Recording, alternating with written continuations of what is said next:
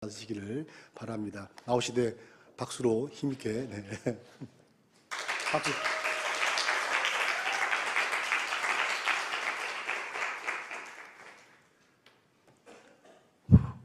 네, 아멘 해주시면 감사한데 감사합니다. 소개가 너무 아주 감사합니다. 네, 성도 여러분, 저희 다 함께 좌우로 한번 인사하도록 하겠습니다. 오늘 하루 교회 안에 평안하십니까? 라는 질문으로 다 같이 한번 인사하면 좋겠습니다.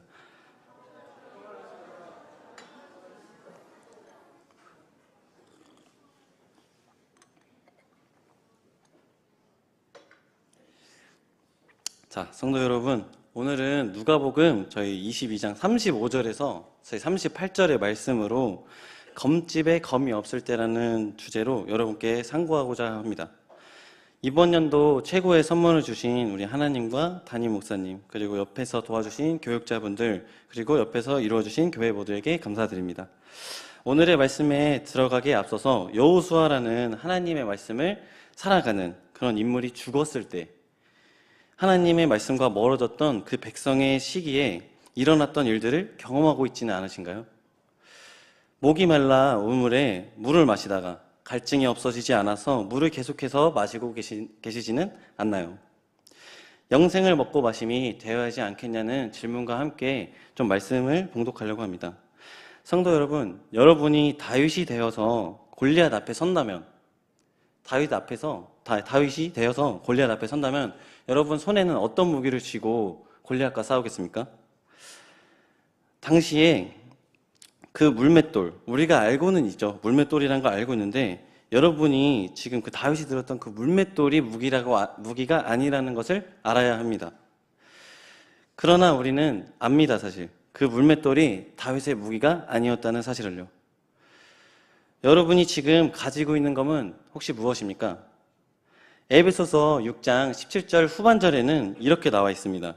성령의 검, 곧 하나님의 말씀을 가지라 라고 말씀하십니다.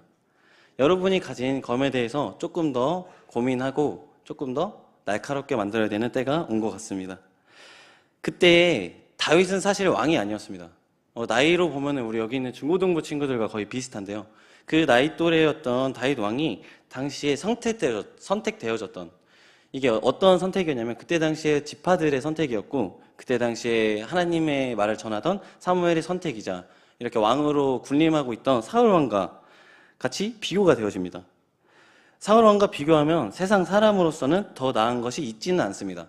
만약 따지게 된다면 더 어리다는 것, 후생이 가해라는 말과 같이 더 어리다는 것 외에는 신경 쓸 사실이 사실은 없습니다. 다윗 왕은 비어있던 그 손에 여호와의 이름을 가지고 골리앗 앞에 나아갑니다. 검집에 무엇이 있는지 여러분은 생각하셔야 합니다. 누군가의 손에 물맷돌이 있어서 골리앗을 이긴 걸까요? 말씀을 상고하면서 우리의 검의 방향과 검의 모양이 어떻게 잡혀져 가는지 성경을 토대로 상고하도록 하겠습니다.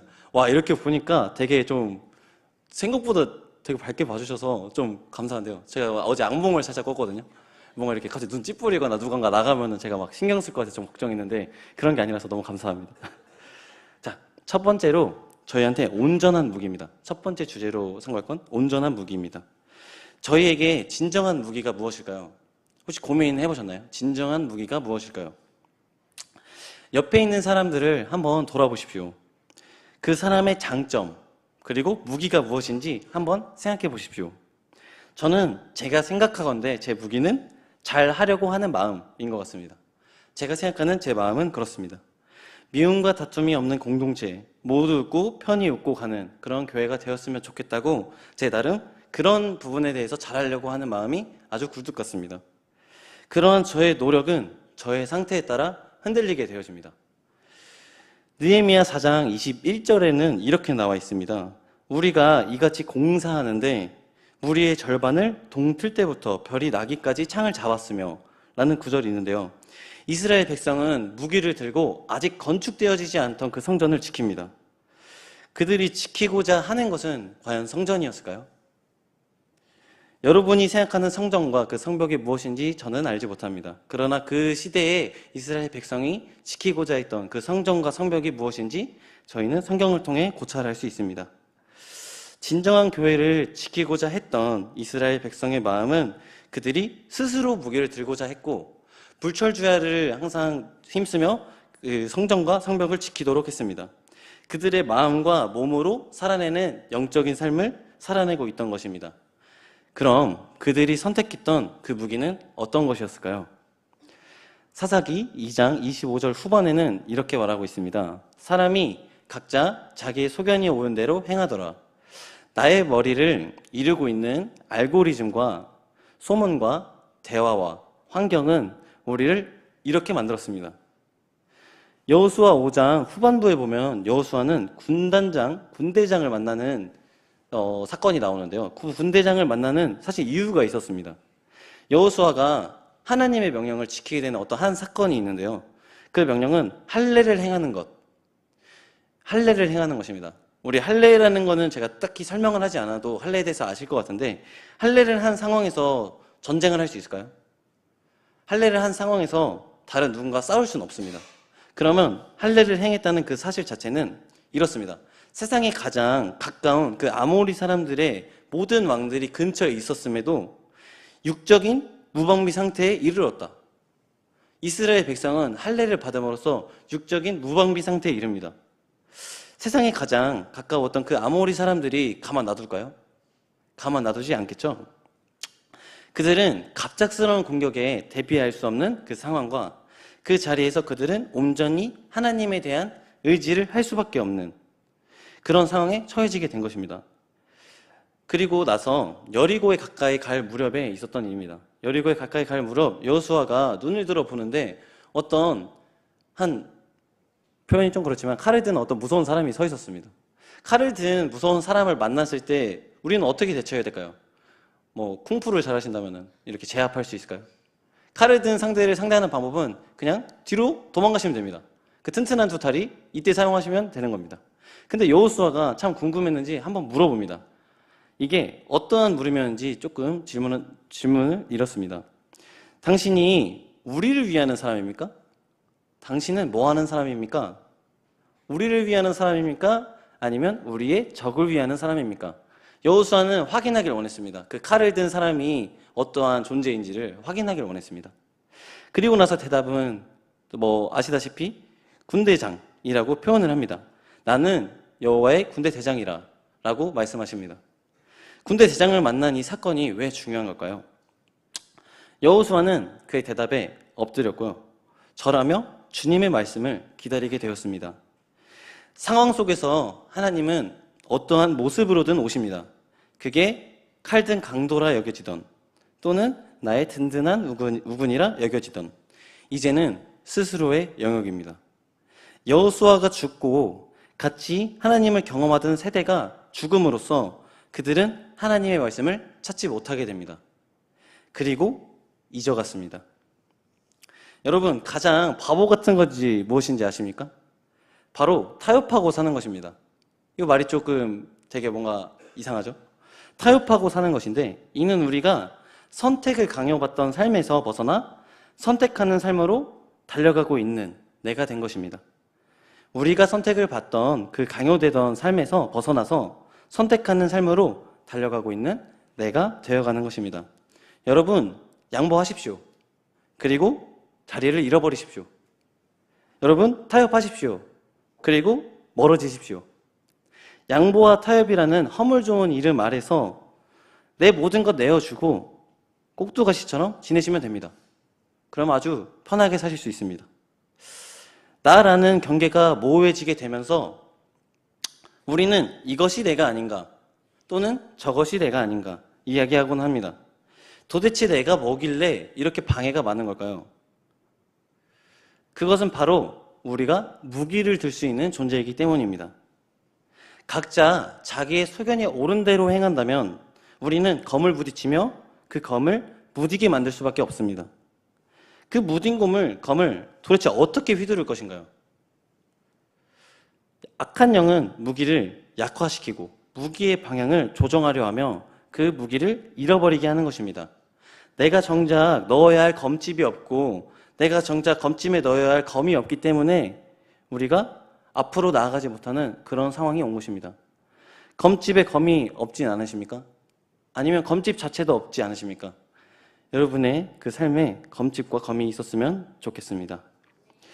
이제 우리가 지켜야 될 사명은 무엇인지 제가 한번 알아보고자 합니다.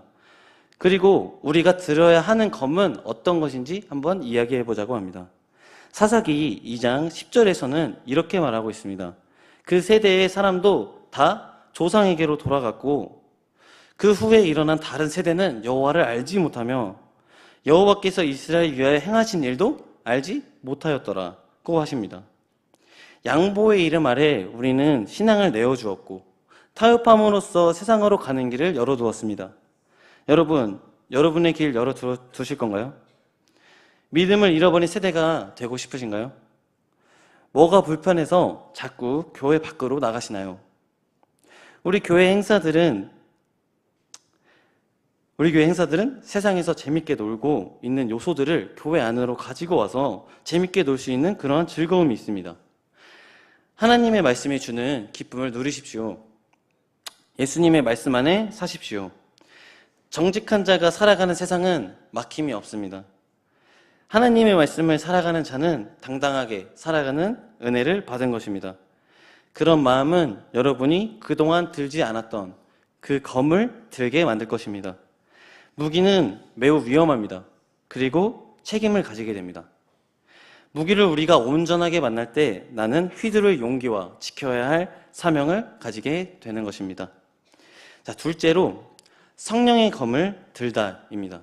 둘째로 성령의 검을 들다. 에베소서 6장 중반부에 하나님의 전신갑주에 대한 이야기가 나옵니다.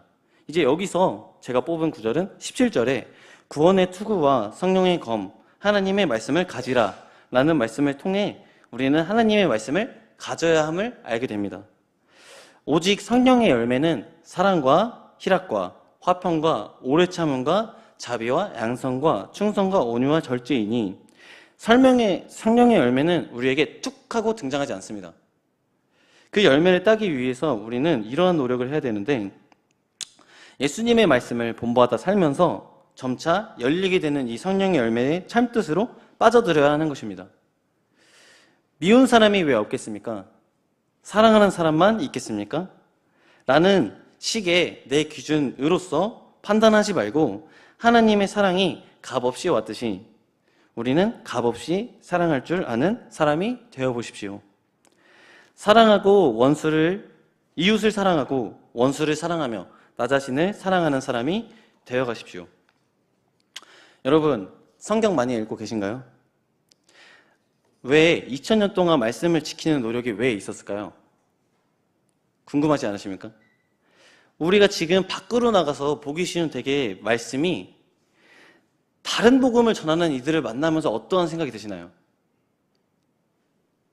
제가 이제 제 이야기를 조금 하고자 하는데 도를 아십니까가 요즘 되게 성행을 합니다. 두정형 앞에서 왜 이렇게 성행하는지 제가 오고 가면서 자꾸 보는 그 인물들을 이어폰 꽂고 도망가듯이 제가 항상 지나쳤는데 어느 날 날씨가 좋아서인지 대화를 하고 싶더라고요.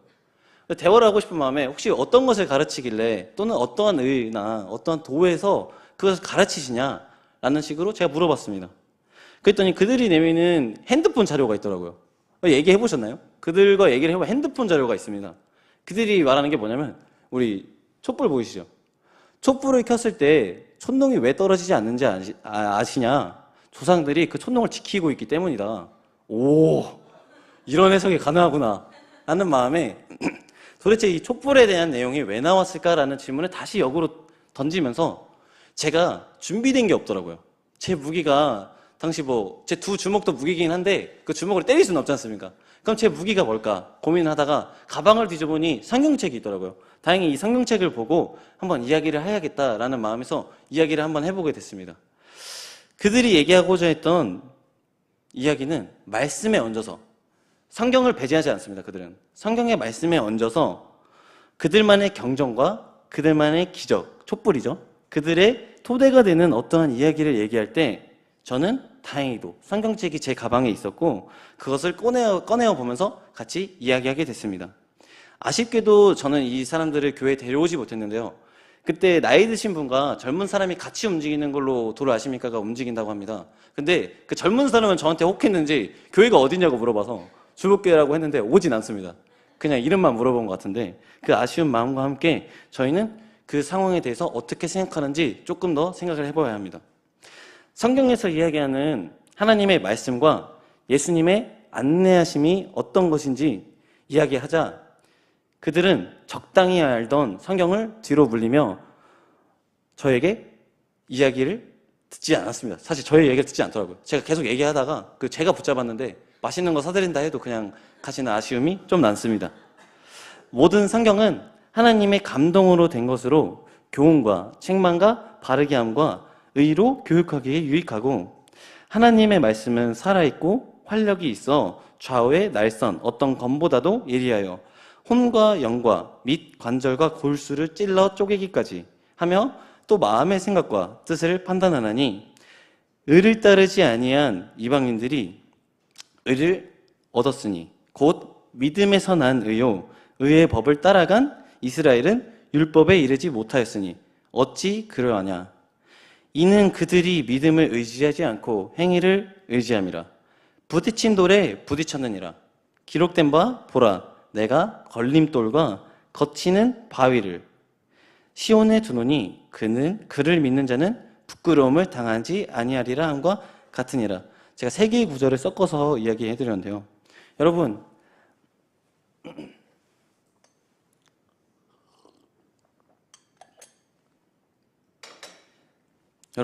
하늘을 향해 높이 검을 드십시오.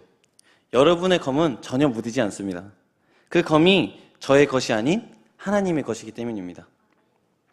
자, 셋째로 흑암을 찢을 준비를 해야 합니다. 흑암을 찢을 준비를 해야 합니다. 우리는 낮에도 어두움을 만나고 대낮에도 더듬기를 밤과 같이 한다고 하신 성경 말씀과 같이 우리는 어두운 곳을 지나고 있다고 생각하지는 않으신가요? 이게 욥기에서 나온 말입니다. 우리는 낮에도 어두움을 만나고 대낮에도 더듬기를 밤과 같이 하진 않는지 그 삶이 저희의 삶이진 않는지 한번 생각하셨으면 좋겠습니다. 이는 욥이 내가 눈을 떼면 말하기를 언제나 일어날까 언제나 밤이 갈까 하며 새벽까지 이리 뒤척 저리 뒤척 하는구나 라는 말을 집중하면 좋을 것 같습니다. 저도 오늘의 설교를 준비하면서 사실 저는 꿈꾸던 순간이거든요. 이거 제가 새벽 예배 때도 한번 말씀드렸는데 제가 여기 이 뒷자리에서 자면서 꼭 여기 본당에 꼭 서고 싶었고 그때는 이 당시 이 본당이 아니었습니다. 이런 구조가 아니었고 다른 철로 된 구조가 있었던 그 본당이 기억이 나는데 그 자리를 사수하기 위한다고 해야 되나요? 아니면 제가 사모한다고 해야 될까요? 그 마음을 가지고서 여기서 자면서 한번 미리 혼자 서봤는데 그때 당시에는 제가 키가 좀 작아서 여기서 쓰다 보니까 제가 아예 건너편이 안 보였거든요. 근데 이렇게 성도님들과 같이 이렇게 통화한다는 게 너무 감사하고 이런 순간들이 있었는데 그 꿈꾸는 그 순간에 이렇게 자리에 선다는 그 즐거움과 두려움 그게 공존하면서 저한테는 너무 감사한 하루지만 새벽에 뒤척이긴 했습니다. 우리는 제가 맨 처음 찬양 인도할 때 혹시 제 멘트를 기억하실지 모르겠는데 제 맨 처음 찬양 인도할 때 너무 긴장을 해가지고 눈앞이 깜깜합니다 이렇게 말을 하고 시작을 했거든요. 저의 맨 처음에 성도 여러분을 마주치는 그 순간은 깜깜한 순간이었습니다. 그런데 지금 이 순간에 보니까 조명이 따뜻한 거겠죠 아마? 여러분이 되게 따뜻하고 이 교회가 되게 따뜻한 곳임을 제가 강박하고 사랑합니다. 이 강대상의 자리에 먼지가 들어갈까 청소를 하고 만약에 이 천과 이 촛불과 이 성경책을 누군가 관리하지 않으면은 분명히 더러워질 텐데 누군가는 신경 써서 해야 된다면 내가 이 자리에 서서 그 자리에 좀 더 신경 써야지 했던 그 순간과 제가 만약에 이 트리를 장치를 같이 하면서 이 트리에 대해서 대충대충 하고 뒷부분을 하지 않았다면 제 지금 시선에서 되게 마음에 거슬리는 부분이 있었을 텐데 그 부분이 없는 걸 보니 저는 이 자리를 되게 사모하고 이 예배를 드리고 싶었던 마음이 컸던 것 같습니다. 여러분의 따뜻한 교회가 되게 해주심에 감사합니다. 여러분은 흑암을 찢어낼 준비가 되어 있으신가요? 부정적 교회의 틀을 조립하여 따뜻한 교회를 만들고자 하는 목표가 생기시나요? 땅이 혼돈하고 공허하며 흑암이 깊음 위에 있고 하나님의 영은 수면 위에 운행하시느니라. 우리의 무질서한 상태에서 주님으로 질서를 세워갑니다. 흑암은 단순히 빛에 대칭되는 어둠의 개념이 아닙니다. 창조 이전에 빛이 없는 상태, 그거를 포괄적으로 나타내는 말이 흑암중입니다. 이 흑암이란 말은 이렇습니다. 우리는 하나님을 만나기 전 절대로 존재하지 않을 것 같던 그 깊은 어둠을 직면하고 있습니다. 하나님을 만나기 전에 말이죠. 그러나 우리는 빛을 보았고 어둠이 찢어지며 회막이 찢어지는 것과 같이 땅의 예배와 하늘의 예배가 이어지는 경험을 하는 것입니다. 여러분, 흑암을 찢을 준비를 하시길 바랍니다. 넷째로, 새 시대의 검을 위하여 전대를 파십시오. 새 시대의 검을 위하여 전대를 파십시오. 여러분, 전대가 혹시 뭔지 아십니까? 전대는 이게 해석상으로 보면은 지갑과 같은 건데요. 근데 그 지갑이 옛날 지갑이라고 저희가 생각을 하면은 보따리랑 비슷합니다. 저희가 근데 옆으로 매는 보따리라고 보시면 되는데요. 이 옆에 매는 보따리 안에는 지갑도 있을 거고 제가 가지고 있는 어떤 재산이나 가장 중요한 물품들을 제 몸에 소지하고 있겠죠. 그 전대를 팔아서 새 시대를 위한 검을 사야 됩니다, 여러분. 사무엘하 7장 18절에 이렇게 나옵니다. 다윗 왕이 여호와 앞에 들어가 앉아서 이르되 주 여호와여, 나는 누구이오며 내 집은 무엇이기에 나를 여기까지 이르게 하셨나이까. 여러분의 시대에 걸맞는 검을 준비하십시오. 그리고 시대를 뛰어넘는 하나님을 향해 검을 사용하십시오.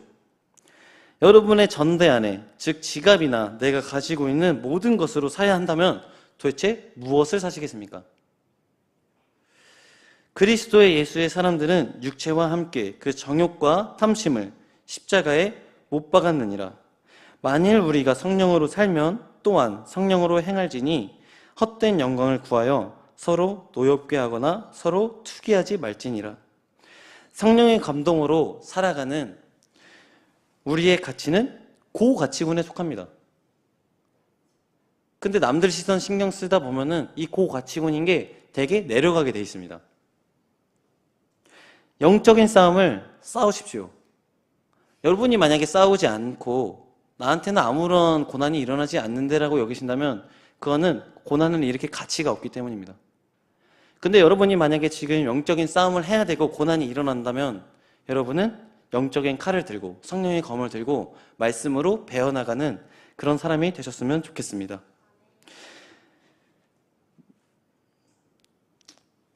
여러분의 전대에 들어있는 것 때문에 막상 싸워야 하는 영적 싸움에서 멍하니 서 있지 마십시오. 도망을 가든지 싸우지 않을 거면 옆에 사람한테 물어라도 보십시오. 여러분이 자신의 것으로 생각했던 것이 무엇인지 알아야 합니다. 도대체 내가 어디까지 이루어져 있는 게 나인가? 라는 질문부터 해결을 하셔야 됩니다. 여러분이 자신의 것으로 생각했던 것이 무엇인지 구분이 된다면 내가 바꿀 수 없는 하나, 모든 것을 받쳐내서 지켜야 할 그것, 그 전대를 팔고 새 시대를 위한 검을 사십시오. 여러분, 내일을 사기 위해서 여러분은 얼마나 투자하고 계신가요? 많은 쇼츠 영상이나 유튜브 영상에 내일을 사는 것에 대한 질문을 하는 외국 영상들이 많이 있습니다. 근데 거기서 되게 멋진 말들이 많더라고요. 내일을 위해서 어떤 것을 하겠냐 이러면은 모든 질문이 되게 그렇습니다. 오늘의 모든 것을 다 쏟아부어도 내일을 사고 싶다는, 내일로서의 오늘을 경험하기 위해서 오늘을 희생한다는 그 각오가 있습니다. 내일의 가치는 내가 환산하는 최고의 가치를 내밀어도 부족합니다.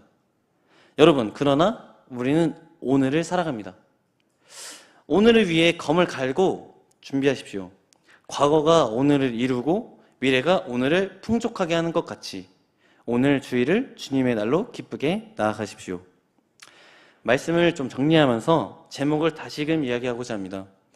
아름다운 신앙의 세계로의 접근, 검집에 검이 없을 때입니다. 아름다운 신앙의 세계로의 접근, 검집에 검이 없을 때입니다. 우리는 시대를 통해 하나님을 알고자 합니다. 그러나 시대를 초월하신 하나님의 말씀으로 살아내야 합니다. 여러분에게는 검이 없다는 축복과 검을 집어넣는 검집이 있음을 감사해야 합니다. 구원이 우리에게 선물로 찾아오듯이 우리의 안에는 하나님의 말씀으로 채워가야 합니다. 내가 가진 것으로 하나님을 살 수 있다면 능히 살 것입니다. 저는. 여러분도 아마 사시겠죠? 우리에게 가진 것이 없다면 값없이 의로우신 선물로서 구원을 주신 하나님의 그 구원을 받아들여야 하며 나누어야 하고 내 배낭에 넣어두었던 그 복음을 다시금 꺼내어 전해야 하는 것입니다. 내가 세상의 옷을 입고 있었다면 그 옷을 팔아 검을 사는 영광의 자리에 함께 했으면 좋겠습니다. 저는 믿음의 성봉장이 되길 원한다고 항상 기도를 해왔습니다. 제가 서울장신대학교라는 신학대학교를 다니는데 그 학생회장을 나가면서 준비할 때 친구들과 얘기했던 게 있습니다. 우리는 만약에 어떠한 부정부패는 저지르지 말고 다른 사람의 실수에는 눈을 감아주되 다른 사람의 실수에 온유할 줄 알고 우리가 하나님의 말씀으로 나아가지 못한다면 우리는 앞으로 나아가지 말고 만약에 하나님의 말씀이 들리지 않는다면 우리는 기도로서 준비하는 그러한 공동체가 되어보자. 그리고 나서 있었던 일은 저희가 뭐 잘나서가 아니라 제 생각으로 제 옆에 있던 부회장 친구 덕분에 된 것 같은데 그 친구 덕분인지 제가 사실 안건으로 말도 안 되는 안건을 내놨는데 갑자기 뽑아줬습니다. 그런 식으로 좀 저도 은혜를 많이 받았네요. 그렇게 살아가던 제 하나님의 도로, 의로 살겠다는 그 마음과 함께 학생회장이 되었고 나중에 그 취임사에다가 감사하다는 말과 함께 죄송하다는 말을 같이 적어두었습니다. 여러분, 믿음의 선한 싸움을 싸우십시오. 그리고 같이 싸우는 이들을 사랑하십시오. 같이 싸우고자 하는 우리 옆에 있는 사람들을 사랑하는 것과 같이 내 반대쪽에 있는 진영의 사랑까지 안아줄 수 있다면 여러분은 믿음의 선한 싸움을 하고 계신 겁니다. 사랑하는 주복교회 성도 여러분, 여러분은 사랑하는 공동체이자 따뜻한 공동체, 그리고 성령의 검을 갈며 성령의 검으로 앞을 헤쳐나갈 수 있는 흑암을 찢어 우리가 빛을 보고 빛으로 살아갈 수 있는 빛의 자녀가 되셨으면 좋겠습니다. 기도하시겠습니다. 하나님 아버지 감사합니다. 오늘의 순간을 주셔서 하나님께 앞으로 나갈 수 있는 기회와 소망의 땅에 저희가 자리했습니다. 지나가는 어떠한 날이 되었다면 이제는 항상 주님으로 나가는 무기를 주시고 성령의 검을 휘둘러 어둠을 베어 빛으로 빛낼 수 있는 하나님의 날이 되게 해주세요. 성령으로 살아가고 세상의 뜻에 올바른 길을 선택하게 하시며 오늘 하루를 온전히 주님께 드릴 수 있게 하소서. 그 은혜가 풍성하신 예수님의 이름으로 기도드렸습니다. 아멘.